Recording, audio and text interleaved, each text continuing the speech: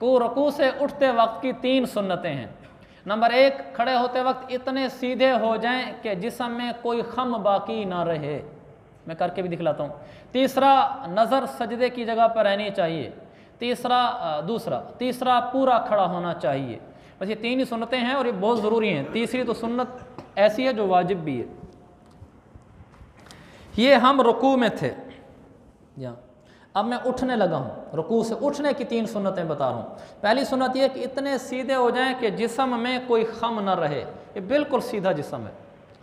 और दूसरा, सजदे की जगह पर नज़र आनी चाहिए। खड़ा हो गया तो ऐसे नहीं कि उठा पूरी मस्जिद देख ली, जब उठें तो फिर निगाह उधर ही रहे, हम दाएं बाएं से नावाकिफ़ रहें।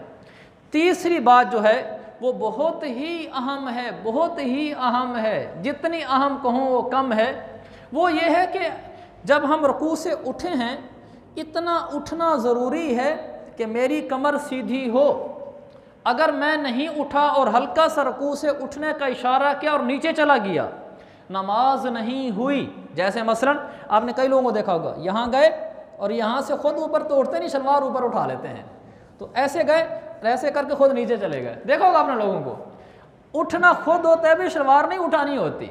तो कई लोगों को मैंने देखा है, वो यहाँ से जो उठेंगे आप झटका देंगे, शलवार घुटने तक पहुँच जाएगी और ख़ुद नीचे। ऐसे आदमी की नमाज नहीं होती। इसलिए कि सही बुखारी की हदीस है, एक आदमी नए नए बज़ाहिर मुसलमान हुए होंगे, मस्जिद नबवी में आए और नमाज़ पढ़ी।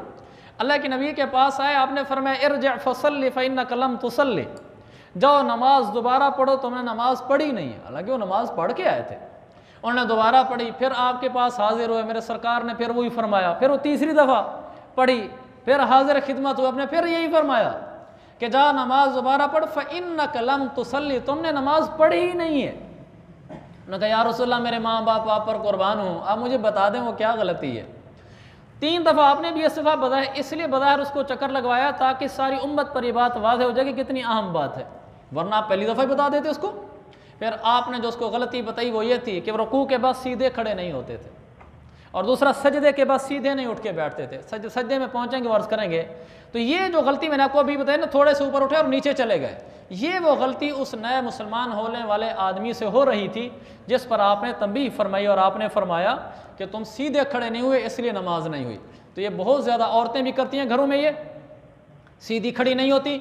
औरतों के लिए भी ज़रूरी है कि कमर सीधी हो जाए, भला 1 सेकंड के लिए, भला 1 सेकंड के लिए कमर सीधी हो जाए, फिर सजदे में जाना है। अल्लाह ताला अमल की तौफीक अता फरमाए।